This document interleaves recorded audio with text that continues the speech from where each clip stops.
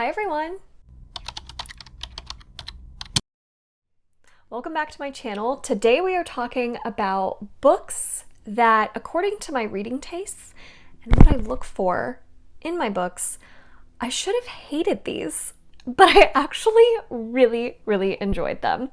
And this video idea did come from one of my wonderful patrons in my community. One of the perks of being a top tier patron is you get to suggest video ideas, and I will select one each month to make sure to feature on the channel. So this is the month that I am featuring books I should have hated and somehow still ended up loving. So I have 9 books to talk to you about today. Let's get right into it. The first one is Outlander by Diana Gabaldon, and the entire Outlander series. Now, a quick caveat, I have not read the final Outlander book, and I don't know if I plan to. It might not be the final one, it's just the latest one that was released last year, I believe.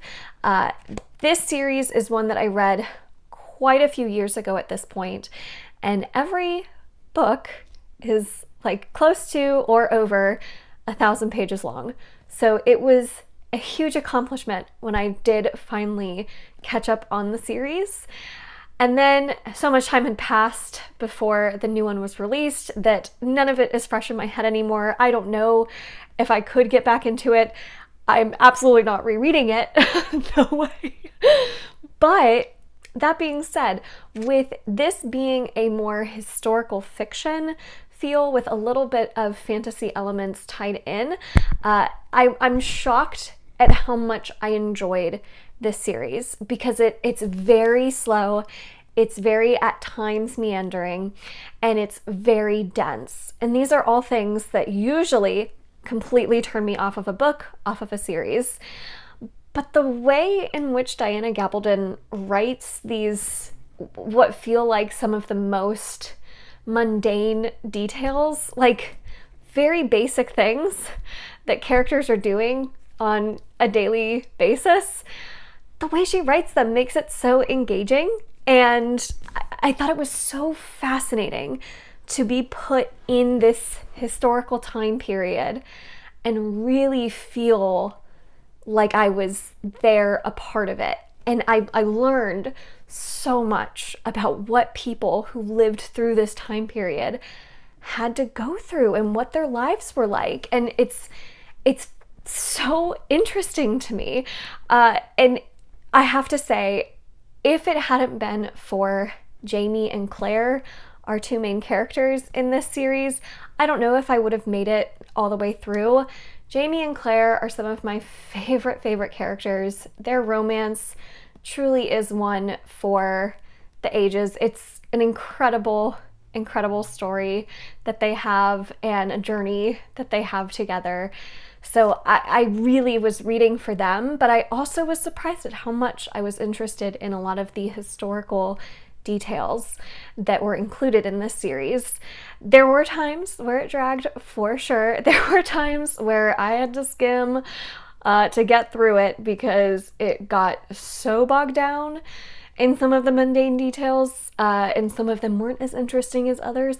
But overall, I have very fond memories of reading the series, of escaping into it, and I am surprised how much I liked it because I know a lot of people don't. They do not like the series, and I can totally understand why, but for some reason it totally worked for me. So Outlander. The next one I have is one I very recently read and will probably make my favorites of the year list. Not probably, it will make my favorites of the year list, and that is The Last Tale of the Flower Bride by Roshani Chakshi. I'm holding the Lit Joy Crate edition, and you can see the dust jacket for it right here. The Last Tale of the Flower Bride is sold as adult fantasy. I hesitate to call this fantasy. I think it reads much more like a mystery with some magical realism elements tied into it that play a role in conveying some of the themes and things that our characters are going through. So I don't think this is fantasy at all. And that is one reason why I'm shocked I loved it as much as I did. I went into this thinking it was going to be a fantasy book. It wasn't. This has unbelievably flowery writing. Usually something that turns me off from a book right away is flowery writing, over the top metaphors and purple prose. Like that stuff I tend to just walk away from. But for some reason, Roshani Chokshi and the way she wrote this book had me hooked from page one. I could not stop reading this. I loved her writing in this. I don't know what it was about it. I'm truly like, do I even know my own reading taste? Because I never thought I would have loved this book as much as I did, and it worked perfectly for me. There were so many times where I just wanted to like write down a quote and tab it, and I do plan on rereading this, and I'm definitely going to, next time I read it, tab up all of the incredible quotes that are in this book. Oh, so many just moments where I was like, that was such a beautiful way to describe what you were describing. So nice.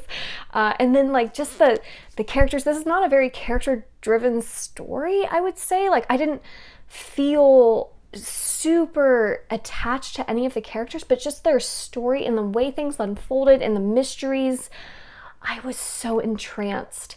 That's the best way I can describe it. I was entranced by this book. It was very sultry.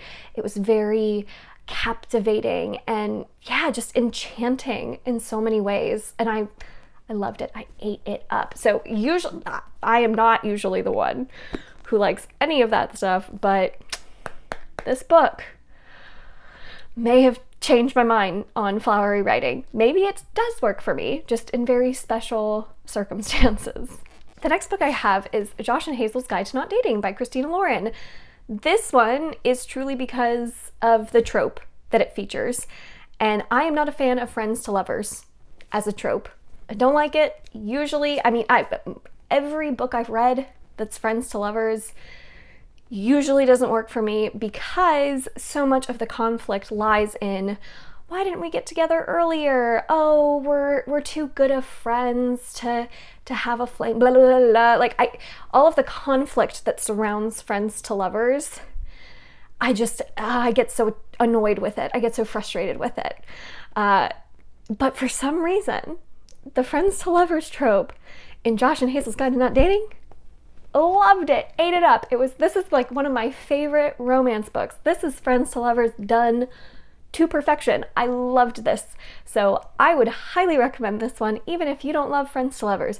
You may love this. This is my favorite Christina Lauren by far that I have read so far. So I keep picking up more Christina Lauren books, hoping it'll be like my experience with Josh and Hazel. And some of them have been close, but nothing's topped this one yet. It's so good, and they're just so cute. I love Josh and Hazel.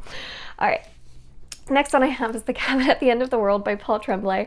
I had heard so many negative reviews of this book going into it, and I was like, I think I'm going to probably side with a lot of other people who really didn't like this book, and not just like didn't like, hated. Like a lot of people I've seen like hate this book. And I was like, I probably will have that experience, but I'm just curious enough. I just have to know, like, what is it that people hate? I know what it is that people hate about this book. I totally get it. I'm not going to argue with anyone who does not like this book. I loved it. I am not one who loves an open ending. It's not something that attracts me to a book. It's usually something I turn away from. But my goodness, for some reason, I loved this. And I just remember reading this. I couldn't stop reading it because it was just so intriguing and so thrilling. And I was like, what is going on? I just had to know. I had to know the answers to these mysteries. And then you get the ending. And I remember just like putting this book down and laughing because I was like, did I really just read that? That was hilarious. Like, that was such a wild ride. That was bonkers, but it worked. It totally worked for me. And I have theories, but it was so much fun.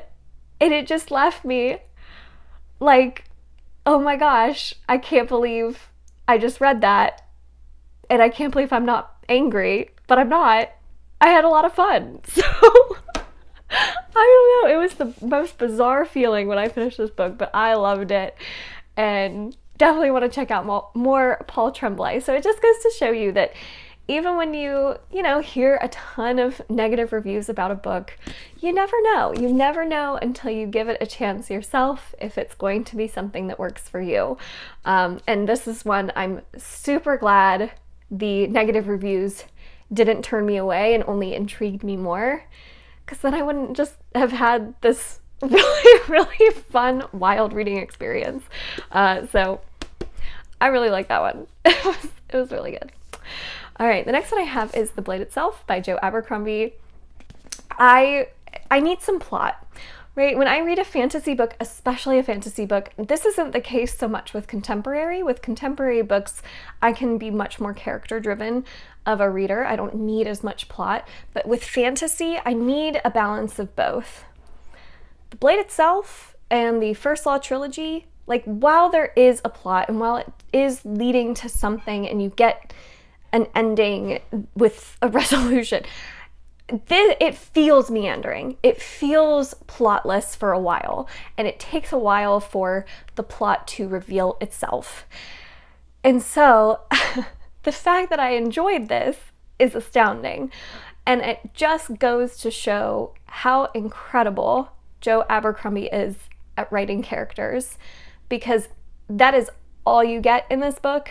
If you don't like the characters enough, you're probably not going to like this book, because there's not anything else about it to really latch onto and love. Like, there's no super unique world building. There's no insane magic system. So it's like you get the characters, and for me, that was enough. I loved these characters, and the humor and snark of Joe Abercrombie's writing and his dialogue and just the characters' inner thoughts are so poignant and funny. The way they're written, it just worked for me, especially the second and third book.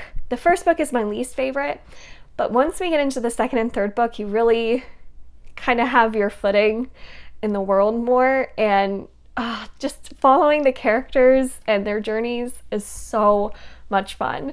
And I definitely have some favorite characters. My favorite is actually not Glocta.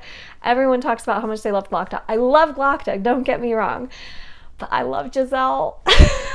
He is such a buffoon. So yeah, this is a series I really, really enjoyed. It's not an all-time favorite, but I ended up enjoying it so much more than I thought I would, being someone who likes to have plot in her fantasy books. So I highly recommend the First Law trilogy. The next book I have is Spells for Forgetting by Adrienne Young. So this is kind of similar to The Last Tale of the Flower Bride, where I went into this book thinking it was fantasy because I received it in a fantasy subscription box. It's not fantasy. This, again, is more mystery, romance, with a little bit of magical realism tied in that makes it where, I guess, you could call it fantasy. I would not call it fantasy. So I am shocked at how much I ended up really, really enjoying this. And I don't know what it was. I usually like these types of more like romantic suspense novels are not my thing. I usually don't feel super strongly about the romance. I usually want more fantasy if it is a fantasy romance. But for some reason, like this romance, I loved it. I was rooting so hard for it. I got it. I understood where the characters were coming from and all their feelings. I like felt with them. I was like in it. I was so invested. And then the mystery, I was like, what? Who? And I just had to know. It's like a murder mystery that's tied into this like small town type setting. And I had to know. So I really ended up enjoying this. It took a while for me to get into it. And then once certain characters were brought together, that's when I was like, okay, I am like fully invested now. So I really enjoyed this, but I completely understand why some people don't, especially if you go in with certain expectations, like the fact that it's a fantasy book and it's just so not that.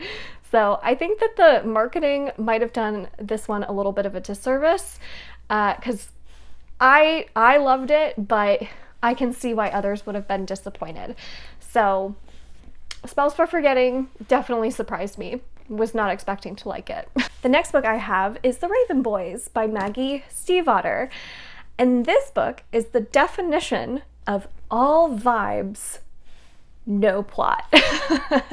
It's very similar to The Blade itself, where you don't really know what the plot is. Like, there's a thing that our characters are trying to accomplish, but it's very meandering and there's a lot of side tangents, and really at the end of the day, this was so much more about the atmosphere and the writing and the characters than it was about the overarching story. And so this is not something that if you told me the description, I would go, oh my gosh, I'm gonna love that. I would probably run away. But Maggie Stiefvater's writing style, I was so in love with her writing, and I loved the characters so much that I didn't care what we were doing with them. I didn't care if we were just sitting down, having a cup of coffee. Like, I didn't care. I was so here for the characters and the atmosphere and setting of this story. I thought it was just wonderful to escape into. So I love The Raven Boys and this entire series. I think it's fantastic. But again, I can see why other people wouldn't, because it really is all vibes and no plot. But it worked. It worked. Two more. The second to last book I have is Clockwork Angel by Cassandra Clare. And I'm going to say the entire Infernal Devices trilogy is one that I was not expecting to love as much as I did. One, because I don't like love triangles, and I don't like fantasy romance. Typically, when I read fantasy romance, I want much more of the fantasy elements and less of the romance elements, and it's usually, like with most fantasy romance I've read, it tends to lean the other way, where you get more romance instead of more fantasy. And I would say, like, this one is the latter, where you get more romance than you get fantasy, and it's got a love triangle, and it's an angsty kind of feeling that you get from these characters. But I loved it. I loved it so much. I was so invested. This is the best love triangle I've ever read. I love the historical time period that this series is set in. I love the characters so much. I felt so strongly about the relationships that these characters were in and everything that was happening to them. The plot itself is fine, whatever. It's a plot. But the characters and the romance was so good. So again, like, I am not a huge romance reader. I'm not a huge fantasy romance reader, but this one, it was so good. It was so good. So I love the Infernal Devices. The last book I have to feature is An Enchantment of Ravens by Margaret Rogerson. This one is interesting. It's young adult fantasy. It's a fae kind of fantasy romance story. And again, like I talked about already, I'm not a huge fantasy romance person. And this particular book does feature the insta-love trope. And usually that is something that really bothers me. I like a slow build to a relationship. I like that burn, that kind of pining phase. And this is very much like, get right into it. However, it worked so well for me because I loved the themes that this book focused on. It was so cozy, it was so whimsical, and it was just kind of like this really feel-good story. And for me, what I think shines about this book is not necessarily the romance. I don't really look at this one and think of how much I love the romance. It was cute, don't get me wrong, I did like it. But what I really think about is like the themes of being human, and how in this world humans are the ones that feel all of these intense emotions, and because of that they have the capability of creating beautiful works of art and doing artistic things, doing artistic hobbies like pottery or painting. And the Fae in this world, they have very subdued emotions. They're very closed off, but it prevents them from having these artistic capabilities. It prevents them from having the ability to make art. And so they rely on the humans to make all of their art and their pottery and all that for them. And they see the humans having these emotions as a weakness, while it's something that's actually supposed to be celebrated and is so wonderful about being human, even if sometimes those emotions are so hard to feel or so torturous. It's like it's worth it because it makes us who we are. I don't know, I just really loved like the themes. It was like, this is so sweet.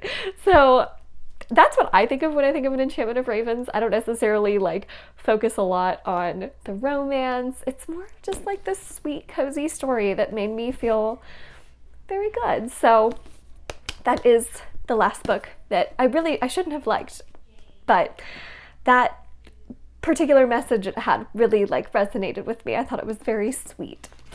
So those are all of the books that have tropes or things about them that really made me think this would not be for me, and it ended up totally working for me. So I would love to know, what is this book for you? What is a book where it had a trope or it had a writing style or something like that that you thought you would hate and you ended up loving? Leave those comments down below. I can't wait to see what you say. And if you enjoyed this video, make sure to give it a thumbs up, subscribe if you'd like to, and if you want more information about my Patreon, it is in the description box down below. I hope you have a wonderful rest of your day, and thank you all so much for watching. I will see you all in my next one.